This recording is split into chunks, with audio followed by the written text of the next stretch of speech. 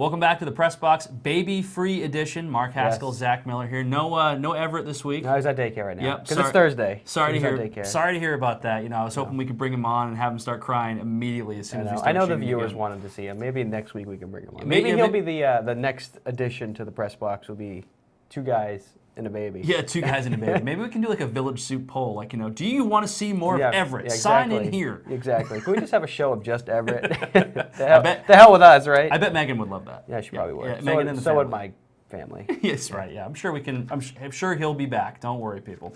Well, we have a lot of. We're going to talk some national stuff this week. Now that all the local stuff has kind of come to a halt for the next month or so, it's going to be a lot more national stuff that we're going to be talking about. Obviously, NCAA tournament's going to be starting next week. That's going to be really cool. Yep. But can't wait for that. But obviously, the hot stove for the NFL, not Major League Baseball, has been heating up. Wow, we've got quite a few free agents that have signed. None bigger than obviously. Odell Beckham Jr. and Antonio Brown switching teams. Odell Beckham getting traded to the Cleveland Browns, who all of a sudden are looking like a potential juggernaut in the AFC. And Antonio Brown, winds his way out of Pittsburgh, and he winds up with the Oakland Raiders. And John Gruden out there too. That's right. So obviously those are the two biggest ones. So what were your takeaways from these two signs? I mean, not signs, but trades and big trades. I mean, these are the two best wide receivers in the NFL, and they were both traded within a week of each other. Yeah, Antonio Brown to the Raiders will be interesting because the Raiders are more of a rebuilding team right now.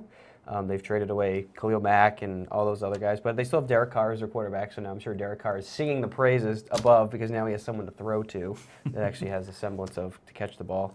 And they might actually win more than, one game, 2 games, 3 games this year? Well, what I don't understand is the Raiders had Amari Cooper. Traded him away. I mean, I'm not saying obviously Antonio Brown's like one of the top 2-3 receivers in the league. Amari Cooper is not that.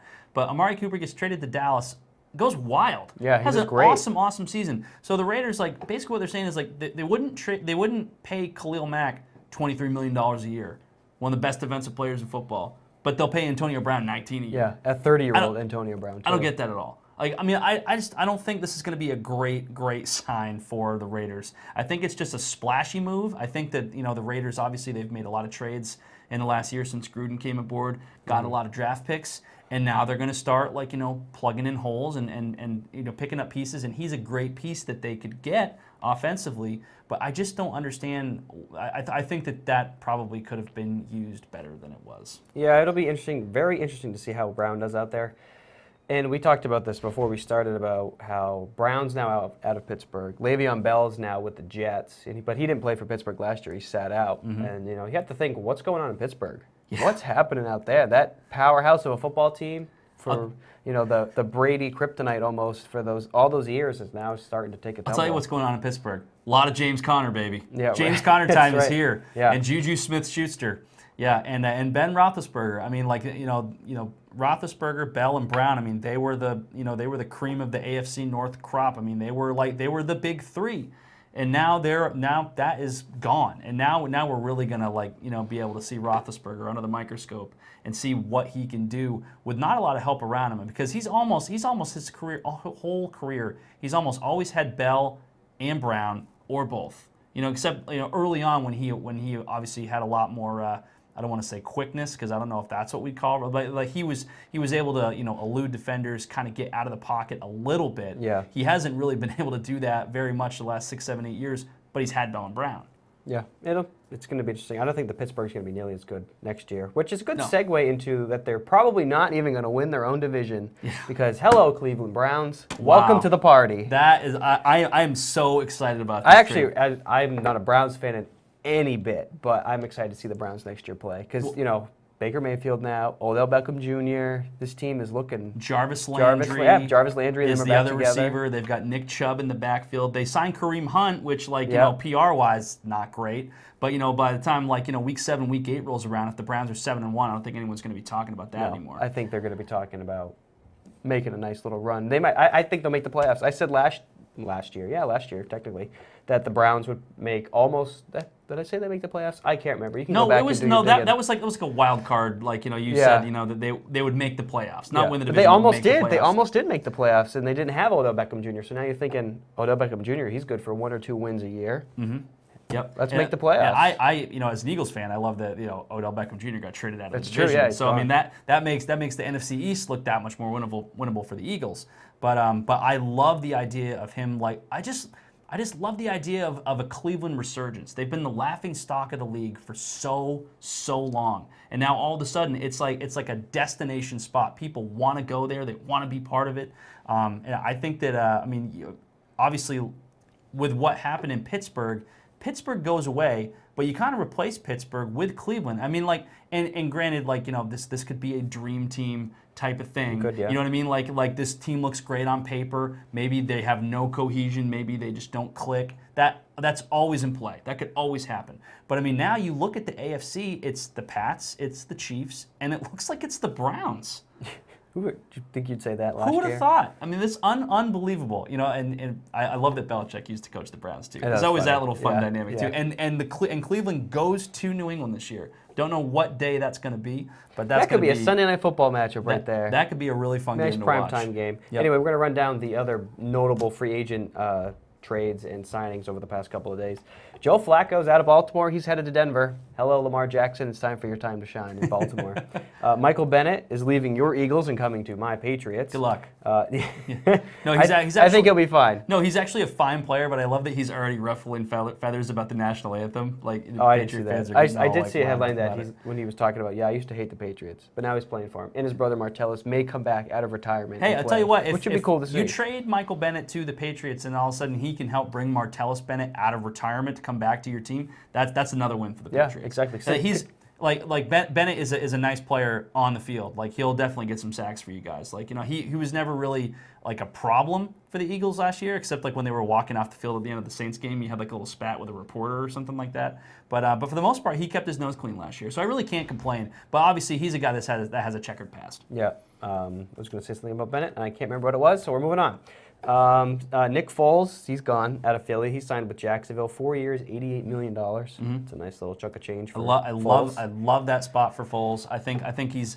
I'm happy that we kept Wentz. I'm sad that that Foles went, but I really kind of think that Foles is kind of a system quarterback. I really do. He's never played well any place else that he's been, and even in Philly, he hasn't always played well. But when he gets hot, he gets white hot. He can't be any worse than Blake Bortles, right? No, he's got to be way better than Blake Bortles. But I also think that him beating the Patriots in the Super Bowl and winning the Super Bowl MVP, I think he could probably tack another $25 million onto that contract. Otherwise, he probably would have got like a 4-year, $60 million offer. Maybe, if that. But I think that he's also a guy that can maybe go down there and kind of change the culture. I mean, maybe help Leonard Fournette get his stuff together. Maybe tell Jalen Ramsey like, hey, maybe let's just not talk our mouths on Twitter all the time. Maybe let's just play football. Maybe we can do that. Exactly. So maybe culture-wise, I think that's also a good move for Jacksonville. Yeah. Before we get into the players that left the Patriots, we'll keep going with the other signings. Mark Ingram signed with Baltimore, 3 years, $15 million there.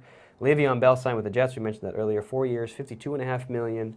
The Bears signed HaHa Clinton-Dix today. He was from the Redskins. For one year, I think. Yeah. I mean, he was with the Packers before that. Yeah, Packers I couldn't remember. Packers drafted him, traded him to the Redskins last year, and now he's with the Bears for 1 year. And now for the Patriots, notable departures. Trent Brown is gone. He's to the Raiders, which is kind of depressing because he was really good. 4 years, $66.8 million for the Raiders, so they lock up a nice left tackle there, the biggest man in football also. Trey Flowers, he's gone to Detroit to be with Matt Patricia again. That's 5 years, $80 to $85 million. He gets a nice payday, and I'm assuming that's why the Pats traded for Michael Bennett, because they knew Flowers was on the way out. Right. The Saints signed defensive tackle Malcolm Brown, 3 years, $15 million, former first-round pick out of Texas for the Pats, who played pretty well. He anchored that interior line, pretty big boy. And then the Patriots, on the flip side, have signed running back Brandon Bolden, who comes back after departing and coming back now. They re-signed Jason McCourty for 2 years. They picked up the option on Matthew Slater, so their special teams captain is back. And then they re-signed wide receiver Philip Dorsett to a 1-year contract. So. Okay, I want to talk about something. Go ahead. Okay, so obviously Trey Flowers, he goes away. Michael Bennett comes in. He's basically going to supplant. Okay, I'm fine with that. Trent Brown, fine with that as well. You know what I mean? Like he played out of his shoes last year. I mean, we talked about how well the New England offensive line played. And I think more to that is to Dante Scarnecchia, too, as an offensive line coach. So we'll see how Brown does out there in Oakland. But they also had their first-round pick, Isaiah Wynn, go down, that's true, start the season. So Isaiah Wynn's going to step right in there. That's fine. not re-signing Malcolm Brown. Malcolm Brown, 3 years, $15 million. That is super affordable for a player of his talent. I don't understand why the Patriots didn't re-sign him. I don't either, but I'm also under the impression that Bill Belichick and the management will just draft somebody with their picks this year and a formidable replacement for Malcolm Brown. Malcolm Brown wasn't great.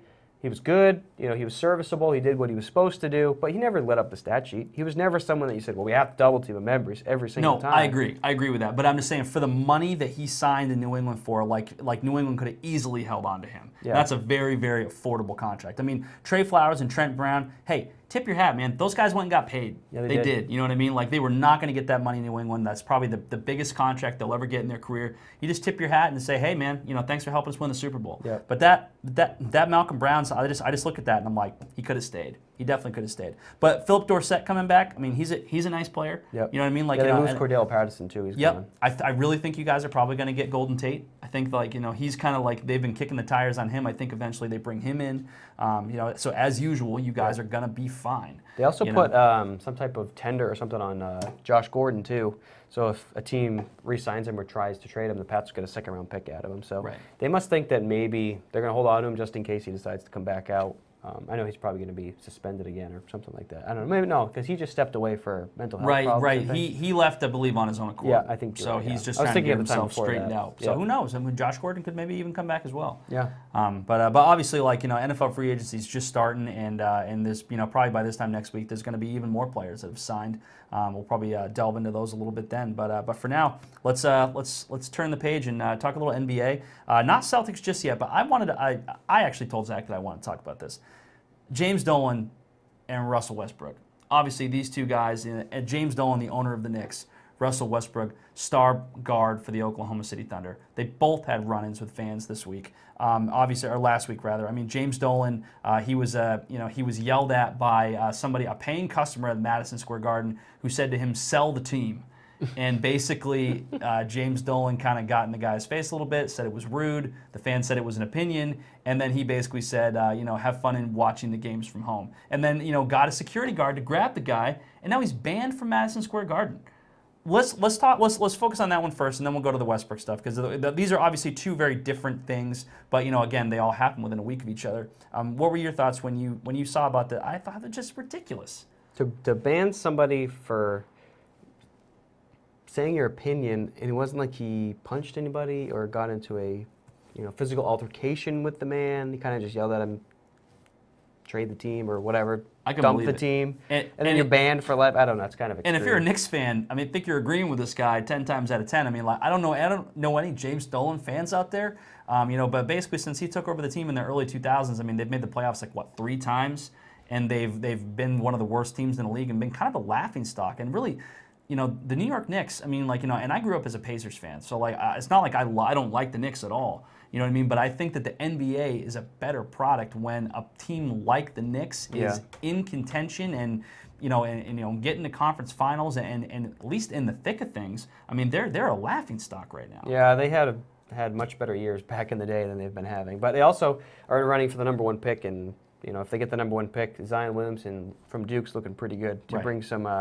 turn some heads there in New York. And there's also talk that Kevin Durant and maybe Kyrie Irving going to New York to team up with that would be, that would pack the seats again at the Madison Square Garden. Well, we all know Kyrie's really good in a big market. So that's the big question though. How would he handle the media out there? Yeah. Well, I don't think it could be any worse than it is here. Yeah. But yeah. So let's talk quickly about Russell Westbrook. Obviously, he had an altercation with a fan in Utah. Playing the Jazz, I guess the fan said some racially insensitive things to him. You don't really see both sides of it. I'm sure the video is online. You guys can find it very easily. TMZ has it. Yeah, but basically it was some very racially insensitive stuff. And Utah Jazz, they did their due diligence. They followed up with it, and they banned this fan. And I'm 100% in favor. Yeah, that's completely fine with me. If you're shouting racial slurs at people and players, you don't deserve to come back into that place. And I think this is not the first time this has happened out in Utah with NBA players. And I think it happened again in the time it happened before. It was also with Russell Westbrook, which is really kind of weird. So. I'm not sure. I had to look back. It seemed like it was a couple years ago that it happened, but Westbrook was fined $25,000 for yelling back at this fan saying he would F him up. Yeah, but he probably would. Westbrook's a pretty big guy. but to me, like, I think if we take anything away from this stuff, it's like Dolan and Westbrook. I mean, fans, they're paying customers, and within reason, they can yell and try to get under your skin. And I think the people that are real professional athletes or professional owners or whatever, they can tune that stuff out.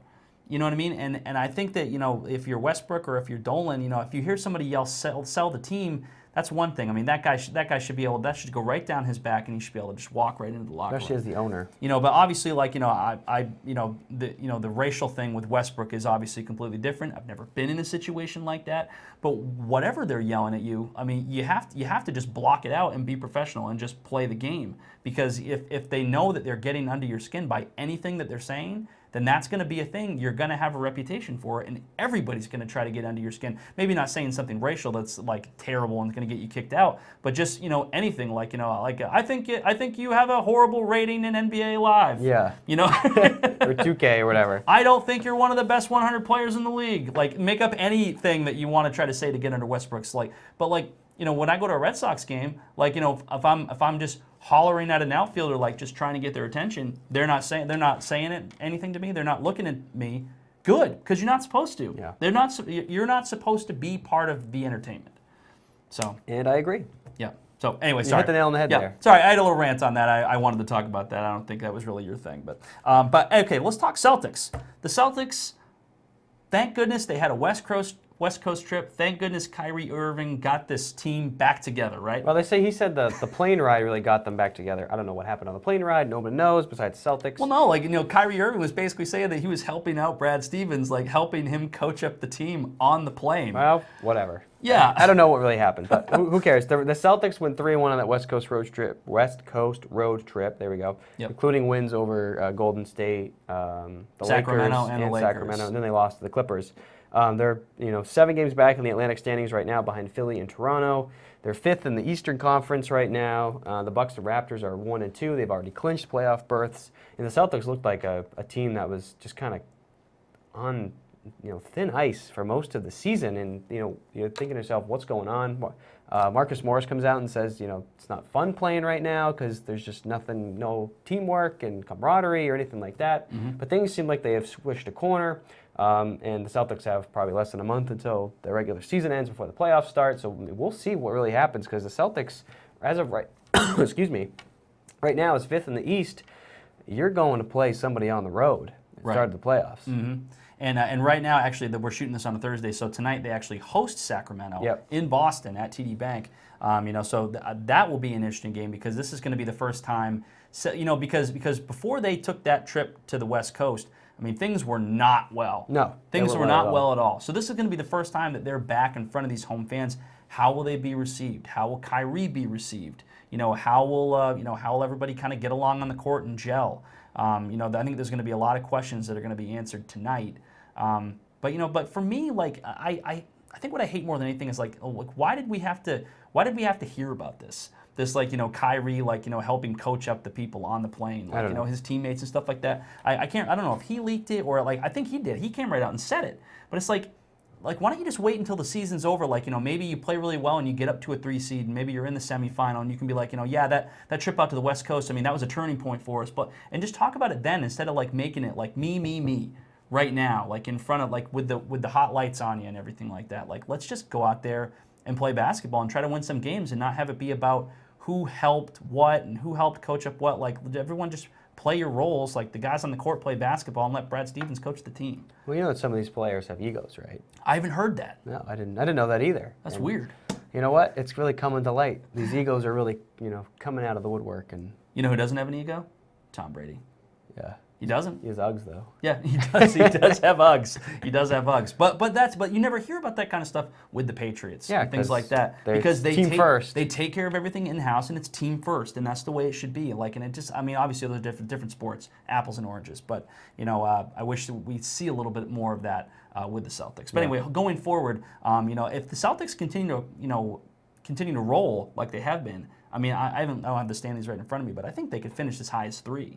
They could. I mean, they'll be under if they can get Milwaukee to 4, they and can Toronto. host at least a first round, playoff series with home home court advantage. But they're going to have to. They're not passing Toronto and they're not passing Milwaukee. Right. Based with the games left and their record, and if they're going to go to the NBA Finals this year, I don't know. I don't think they will. To be honest with you, I think they'll be done in the second round if they keep playing like this, which really sucks with all the star power that they have. Especially with Gordon Hayward coming back this year for his first full season in the Celtic green. Either way, but it is what it is. Either way, I think they're probably going to get Indiana or Philly in the first round. Yeah. I think Philly's going to be a hard out. I don't even know if they're going to beat Philly if they have to go to Philly for the home games. I can't talk. I'm still kind of sick. When haven't I been sick? Well, let's shift gears and let's chat a little Bruins and we'll get out of here. All right. You gonna do it? What? Chat Bruins? I guess I can chat Bruins. Yeah. Well, I mean, like the Bruins have been a nice bright spot, and hockey never gets that much love. It does not. Granted, we don't get to watch a lot of hockey because we just don't have time for that stuff. We have kids and things lives like that, and jobs. It's hard to get to all of it. But if you haven't been watching the Bruins, they've been on a tear. Well, not the past 2 games. They've lost their past 2 games after scoring 19 points in their past 19 games, which was nice. They were 15-0-4 in those games. Franchise longest point since streak. like 1940, I think I wrote down. For that point streak, they're second in the Eastern Conference standings. They're second in the Atlantic, only to behind Tampa Bay, who's also first in the Eastern Conference. They're looking pretty good, and they have their last game April 6th against Tampa Bay, which is actually kind of funny because they're both 1-2. It's going to be interesting. Even though they've lost their past 2 to Pittsburgh 4-2 and Columbus 7-4, which is more of a baseball score. Game, I'm sure, right? So, but since February 3rd, they've have been 15-2. Well, I mean, 15-4. They played Tampa a couple weeks ago in Boston, I believe it was, and they got a big win there. Yeah. I mean, like just getting a win like that in front of a home crowd against a team like that. I mean, everyone says that Tampa is very highly touted and they're the cream of the crop in the Eastern Conference. So if you can get a win like that at home, I mean, if you can get yourself in a position where you're in a 7-game series with a team like Tampa, and you can go win, either way, and you can win those home games and steal one on the road, anything can happen. You know what I mean? But they've got a lot, like, obviously Bergeron's been playing well, and DeBrusk has been great. Rask has been playing better. I mean, like earlier in the season, a lot of people were like, is it Rask or is it Halak? Because their numbers and the goal are pretty similar. But Rask has been playing a lot better. I mean, obviously last night's game notwithstanding. Yeah. But the Bruins. I mean, like I think a lot of people, if you ask a lot of people right now, who's more likely to win, the Celtics or the Bruins? I think you're looking at the Bruins right now. Jump on the Bruins bandwagon. Start throwing some money on them. They're looking good, and it was the Bruins went on that point streak, but at the same time they only outscored Tampa Bay during that streak by 2 points, so they didn't really gain any ground on them in the East. I mean, it's a monumental run for them, and for Tampa, it's just another day in paradise. Just another week. Yeah. Yep. it is what it is, and it's coming up fast. End of the regular season in beginning of April. It's only a couple weeks away. Yeah. So you got to start playing your best hockey, your best basketball now, or else. Okay, here's the big question before we get out of here. Are you ever gonna get well again? I feel like you've been sick for like 6 weeks. Happens when you have kids. Yeah. Well, it's kind of funny. It happened. We've talked about this. I don't want to say it has happened. We've talked about this before. Like you have 3 kids, and like you said that your wife Jen is the one that gets sick all the time. Right. So I really don't want to become the Jen of my household. Because my wife has not gotten sick since we've had our child. The girls in our household have gotten sick. The boys have not yet. But of course, like in typical fashion, we'll wait until there's like no snow left on the ground and the pollen's starting to come out. See, I don't get allergies, like knock on wood, but there's no wood here, so I just screwed myself. So anyway, yeah. But let's get out of here. Yeah, let's get out of here. Let's do this. Well, happy birthday to my son Austin. He turned 7 today. We're gonna go home and we're gonna have some cake. So we're gonna do some. Coming to Mark's house. That's right. Season on everything. That's right. Well, we'll be back next week, and we're gonna talk some NCAA tournament. The brackets will be out, so we'll have a little bit of that, and we'll probably talk some baseball too. We didn't even talk about Bryce Harper going to the Phillies. Or we'll have a lot more baseball to talk about next week too. So until then, I'm Mark. This is Zach. This has been the Press Box.